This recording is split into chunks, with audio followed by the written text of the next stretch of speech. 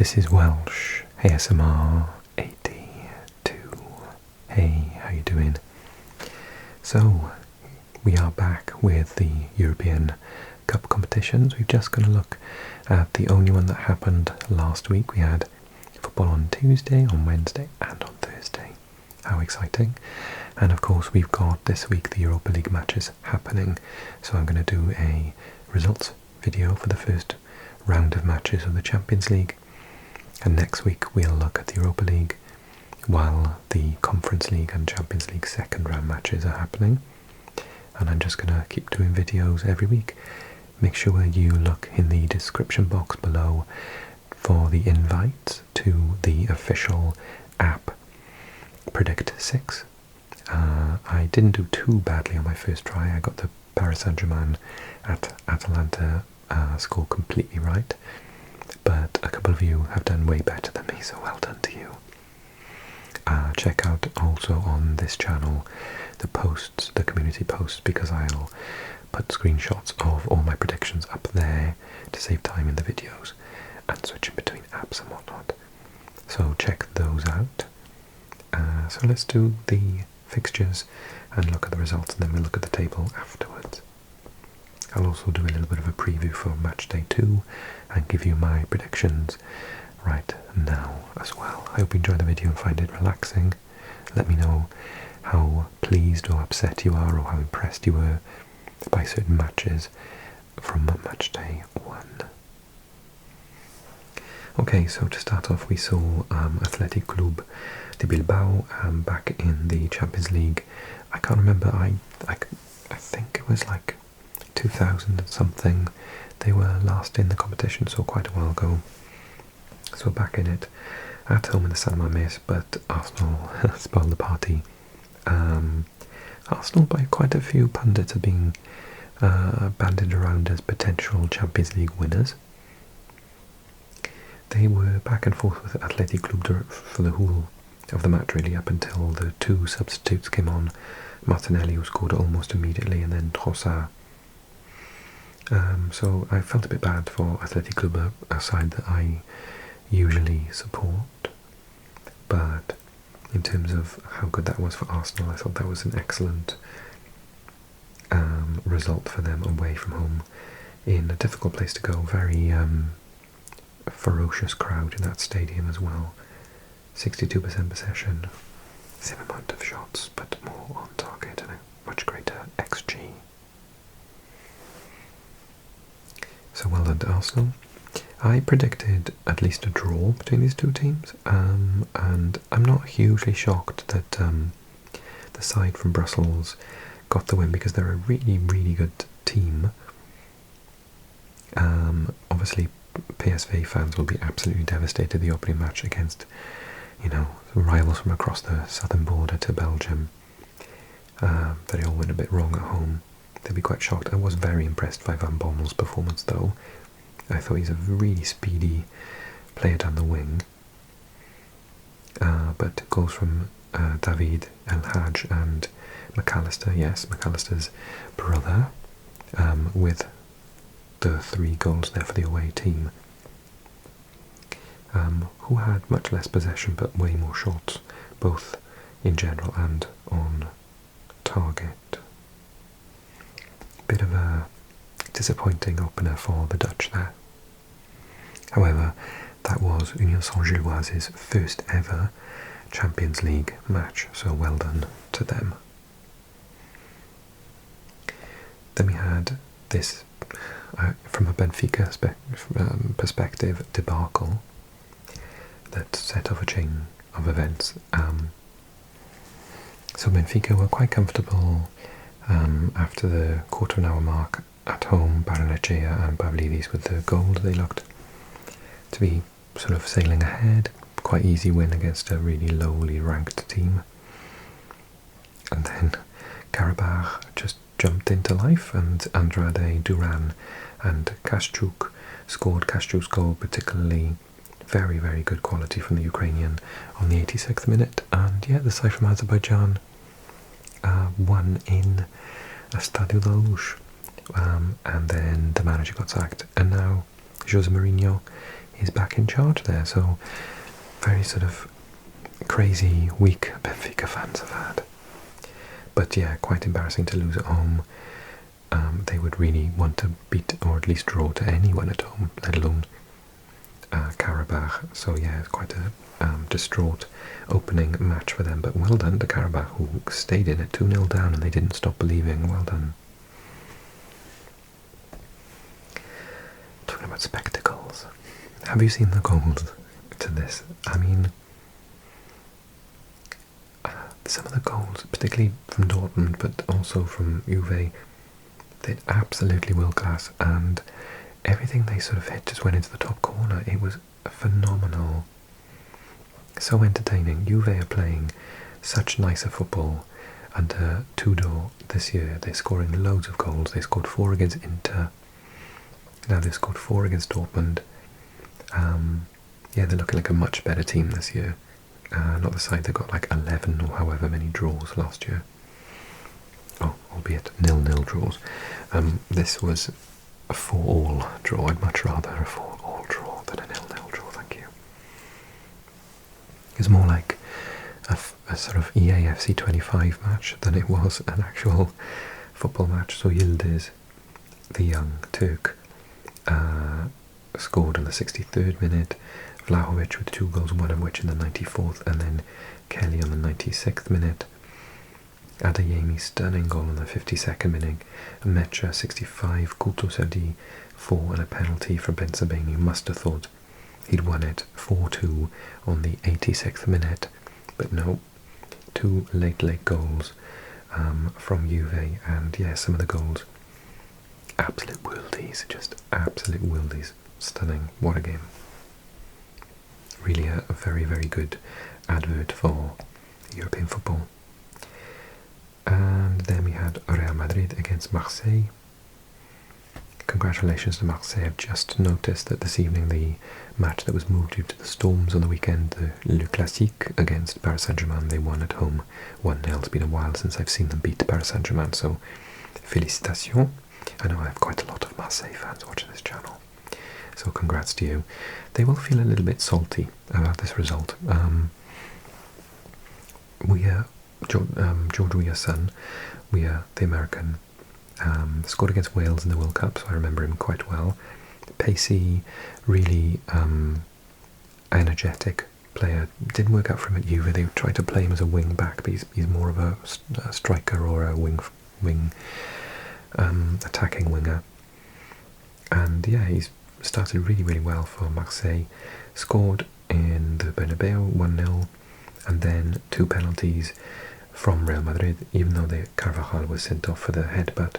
Very, very soft headbutt, but, you know, I think it was correct, actually. I did think to myself that around the sort of 60-minute onwards, I was thinking, oh, when are Real Madrid going to get their winning penalty? And then when it was awarded in the 81st minute, I thought, there we are. But to be honest, they were both penalties. There's nothing, you can't argue with them. And Mbappe scored both. Who, you know, Marseille must absolutely hate him because he used to score constantly against them when he played for Paris Saint-Germain. But yeah, so Mbappe with the 2 goals there. But again, penalties. I wonder how many of his goals, I mean, he's scoring brilliant numbers of goals, but I have noticed that quite a lot of them are penalties this year. But he is extremely good at penalties.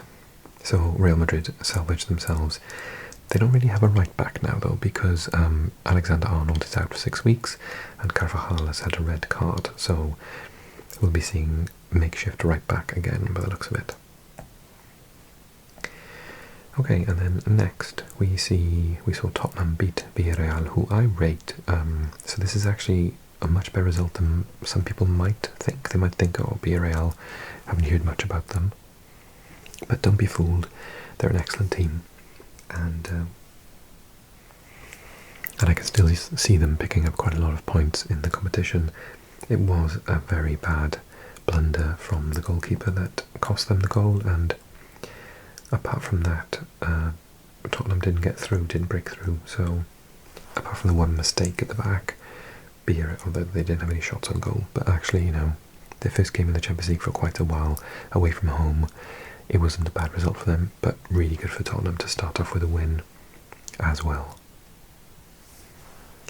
Then Olympiacos and Paphos, brilliant result for Paphos, were 0-0 in Athens, or Piraeus, although the home team were completely all over them, and Bruno Filippi was sent off with 2 yellow cards inside of half an hour. So to hang on and get a draw in that situation is really hats off, brilliant to the Cypriots. I think the Greeks will be quite frustrated. They would have earmarked that as one of the results they wanted to get a win in. This was an excellent game. So Slavia Praha against Brugge Glimt, who are in the Champions League, I think for the first time after doing really, really well in the other European competitions over the last couple of years, including, was it a semi-final last year in the Europa League, putting Lazio out in the quarterfinals, and Slavia Praha, who beat everyone to the Czech title last year, so no Sparta Prague this year, so Slavia Prague are entering the Champions League. Haven't seen them for a little while, and Mboji had played 1 minute, I believe they said in the match, 1 minute of football prior to this. Starts the match, was a bit of a shocker. People were like, oh, why are they playing this kid? Never heard of him. And then he sneaks into the back post, not once but twice, to score not only basically his debut, like his actual Slavia Prague debut, let alone Champions League debut. So absolutely brilliant for him. And then Bassi with a goal, 78th minute, after they were 2-0 down, and then Fett on the 90th. So very plucky team, Brugge Glimt. They might even get out of the group stage with the sort of attitude they have and the home record that they have. It's a really fun counter-attacking game to watch, though. So another bad day for the Dutchies. Ajax losing at home. It's a very even match, actually. I think the only difference is that Marcus Thuram is an exceptional finisher, and he finished his chances, whereas Ajax didn't. They had more possession, they had a slightly higher expected goals, but yeah, they just didn't get the goals. So I think that's the only thing that could be said, really, that Ajax didn't do badly. They huffed and puffed, but Inter have just got that absolute class up front. However, Inter are probably one of the better teams in the competition still, despite the age of their teams and the performance that they had in the final last year. So it's no shame that Ajax should start off like that with that young team that they've got. And yeah, I think that they'll actually be a lot better. It's probably one of the harder games they're going to have. A little bit of a shocker, that one. Bayern 3, Chelsea 1. Goal from Palmer. He did score a second, but it was slightly offside. Chalaba with an own goal, and then 2 more goals for Kane. He just can't stop scoring for Bayern. And yeah, I think that Chelsea will improve, but I'm a little bit surprised. I do see Bayern as being one of the teams that I envisage will get to a semi-final in this competition, so it's no shame, but I do think that Chelsea should also be in a semi-final. So as an early starter, I thought there was a little bit of an underwhelming performance by them. Hopefully they will get back into their groove after a couple of years away from the Champions League. Another fantastic match to talk about here. Liverpool 3, Atletico Madrid 2. Robertson started and got a goal within 4 minutes. Salah looked so much better. I criticised him in the video, the Premier League video last week. So looked so much better today. In this game. Then Llorente, who the last time Atletico Madrid came to Liverpool also scored 2. Scored 2 again, the second one, an absolute stunner. It did take a deflection and go in, but it was an absolute lovely long-range shot from outside the box. 81st minute, 2-2, absolute scene, celebration, and then the man that I said in that video on the weekend that is the best player for Liverpool came up with a 92nd winner, header from a corner. So because of Van Dijk, they started off as they had left the group stage last year with an excellent win. I did predict this score. Obviously, Paris Saint-Germain were the favourites for the competition. Atalanta have had a change of manager after so many years. Gasperini going to Roma. They've taken on Ivan Juric, who nearly got Roma relegated, did get Southampton relegated, and it's gone to Atalanta. They're actually not doing too bad in the league, but I predicted a 4-0 because of the way he plays quite a high line, sideways passing, goes nowhere, easy to counter-attack. Yeah, basically it was always going to be that way. So 4 goals. Marquinhos, who decided to run into the box from centre-back position. Kvara, who was the player of the match. Mendes and Ramos, who got a late goal from a very tired back pass from a side that was just completely exhausted at the end of it. And a 67% possession, 22 shots on goal, expected goals of 3.4, 13 on target, so the goalkeeper had a busy night as well. Atalanta will improve, but Paris Saint-Germain exactly where I thought they would be. This went differently to what I thought, and actually Rangers fans will feel a little bit like, oh, you know, Club Brugge were quite good then. So 4-1 win over Monaco. Tresoldi, Onyedika, Vanaka and Diakhon with the goals, Ansu Fati with his first goal for Monaco on the 91st minute. And yeah, Club Brugge just looked absolutely fantastic. Really young squad. They've sold, their business model is to sell a lot of their good players. Similar to Brighton, you know, get young talent in and then sell it on for much, much more, to rinse and repeat. And yeah, they've got a really decent squad, and they made the knockout last year, and I don't see any reason why they can't this year as well. Monaco, disappointing start for them. They look totally shell-shocked, to be honest with you. Copenhagen against Leverkusen, 2-2 in Parken. Larsson, the Swedish international, scoring on the 9th minute, and then Grimaldo with a beautiful, beautiful free kick on the 82nd. Robert thought he would won it on the 87th minute, but then Hatzidiakos with an own goal on the 91st minute to basically just run up and scored immediately. So really good resilience for Leverkusen. Copenhagen, before the match, would they have taken a draw? Yes. On the 87th minute, would they have taken a draw? No. So I guess that they must be a little bit upset with that result. But to be honest, they should be happy with the performance. I don't think Galatasaray fans are going to be happy with their performance though. They did score an early goal from Akün on the 8th minute, and then Frankfurt woke up and were all over them. I do have my concerns over Galatasaray's defending. I think they're really good going forward. But yeah, Frankfurt exploited that, so Sanchez with an own goal, then Uzun, Burkhardt with 2 goals, and Knauf as well.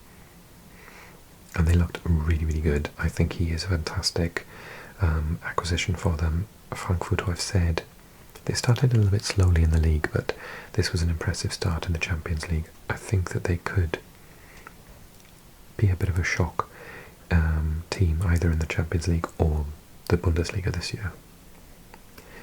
And unfortunate early red card from Napoli, when I think it was Haaland was through on goal, so Di Lorenzo sent off, had to take De Bruyne off 26 minutes into his return to Man City's stadium, unfortunately. And that meant it was a bit null and void as a competition at that point. We're just waiting for Man City to score, Napoli having to sit back, so Erling Haaland did the honours. And then Jeremy Doku as well.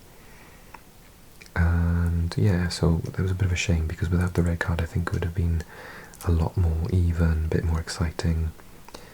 Didn't really allow Napoli to show their best. But it was the right decision at the end of the day. So Man City got off to an excellent win. You know, people won't remember that. They'll see this Napoli team that are fantastic.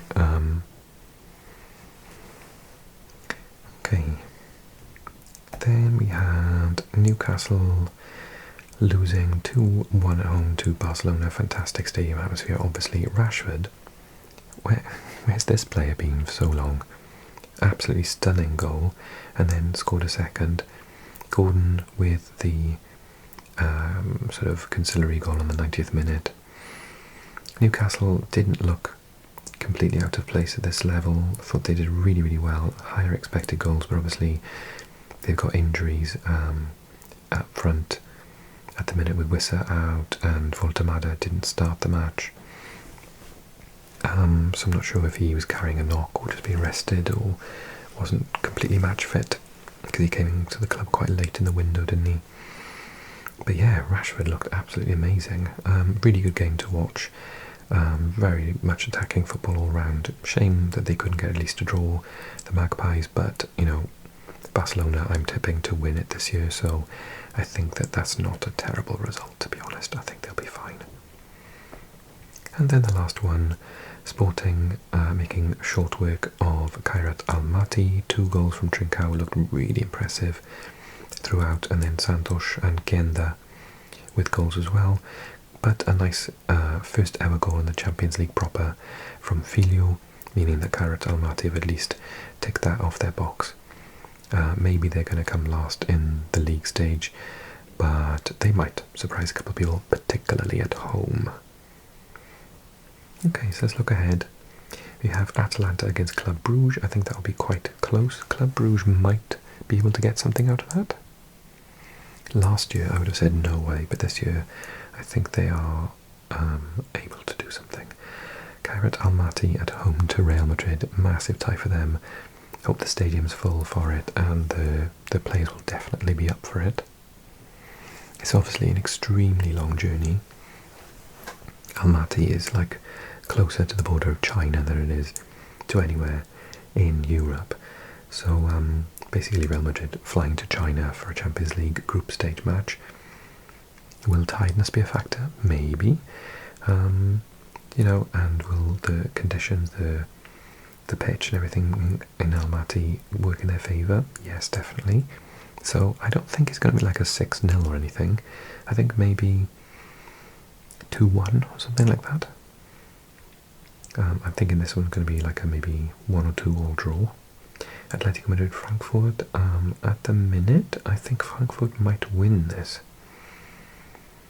Atletico Madrid not doing well in the league. So I'm thinking maybe 3-2 to Frankfurt. Brugge at home to Tottenham. Tottenham are one of the only teams that didn't lose to them out in Norway. Can they do it again? It'll be difficult. I'm predicting Brugge at least get a draw in this one, maybe 1-1. Chelsea against Benfica. Chelsea will be really desperate to open their account and get some points on the board. They will be looking for a win in this one. I think they'll probably do it as well, maybe 3-1. But Benfica looked impressive last week, albeit against quite a weak team. Galatasaray against Liverpool. I think prior to their terrible performance against Frankfurt, they would be expecting, and their fans will still expect them to get a result in this match. However, if they defend the way they defended last week against Frankfurt, then Liverpool will score 6 or 7. So they need to have a little think about that. I think maybe, I'm not saying it's going to be 7-0, but I'm just saying that Liverpool will exploit them. It's a very difficult place to go though, so the conditions will play a part. I'm going to say Liverpool 2-1 winners, 3-1 winners, something like that. Inter Slavia Prague. I think Inter will win, but they won't do it by a large margin, maybe 1-0. Marseille Ajax. Oh, 2 absolutely huge clubs historically in this competition. I think buoyed on the back of the Paris Saint-Germain result, Marseille will get a win against Ajax, and that means that Ajax is 0 from 6 points. But I do think that a 1-0 win might happen for for Marseille. That's what I was trying to say there. Les Bleus. They're not Les Bleus, that's the national team. Pafos against Bayern Munich. Brave performance last week from Pafos, but I think Bayern are one of the best teams this year, so Bayern will win 3-0. Karabakh against Copenhagen. This will be tight. Karabakh have some really nice attacking football. I think maybe a draw, another draw for Copenhagen, like 1-1 or 2-2. Union Saint-Gilloise at home to Newcastle. This is going to be a tricky fixture for Newcastle. I think Union Saint-Gilloise might win it. I think they can probably win 2-1, but Newcastle will be desperate to get at least a draw, so they get some points on the board. Arsenal, Olympiacos. Olympiacos are not a walkover, but Arsenal, particularly at home, very, very good. Olympiacos will defend deep for a while, try and hit on the break. Arsenal will win 2-0, 2-1. Oh, hello, Barcelona, Paris Saint-Germain. It could be our final in May. It really, really could be our final. So, Barcelona, Paris Saint-Germain, I think a draw, but it'll be a score draw. I think both teams will throw caution to the wind. Hopefully it'll be something like a 2-all, 3-all or something like that. That'd be awesome. Leverkusen, PSV Eindhoven. I think Leverkusen will have the advantage at home. They've started to pick up now under the new manager, who was a really good manager, the Danish. I rate him a lot from his time with the national team. PSV have started poorly. It's not going to do them any favours, this match, after losing at home to the Belgians. But I think they will lose again, maybe 2-0, 2-1, 2-0. Dortmund Athletic Club. I think Dortmund are really strong at the moment. They've started brilliantly in the league. Athletic Club just getting used to this level. Not an easy place to go at all. One of the best stadia, best crowds, home fans in Europe. So I think Dortmund will win 2-0. Monaco Man City. I can only talk about what I've seen, and Monaco didn't do well against Brugge. Man City, a much better team, no offence to Brugge. With absolutely world-class players in almost all positions, so I think that it could be 3 or 4-0. Napoli Sporting. Sporting will put up a good fight, but Napoli at home I cannot see many people beating at all, so I'm going to say 3-1. And lastly, Villarreal against Juve. I'm liking this in Juve's new attacking mentality. Villarreal will be difficult to beat at home. Hopefully it'll be a big draw, like a 2-all or a 3-all. But if Juve want to do another 4-all, then I'm cool with that. You go ahead. What do you think of my predictions then? Join us on the app. I'll put the info in the info box below. So let me know, do you think that some of my predictions are absolutely crazy? Who impressed you on matchday 1? What are you expecting out of matchday 2? And don't forget to do Predict 6 for the Europa League as well, taking place Wednesday and Thursday of this week. Thanks so much for watching, everyone. Don't forget to like the video, leave those comments and subscribe. We're going to be doing catch-up videos every week on European football on this channel, so tune in for those. And I'll see you again next week for lots more. We'll be looking at the results of the Europa League and looking ahead at the first round of matches in the Conference League and the third round of matches in the Champions League.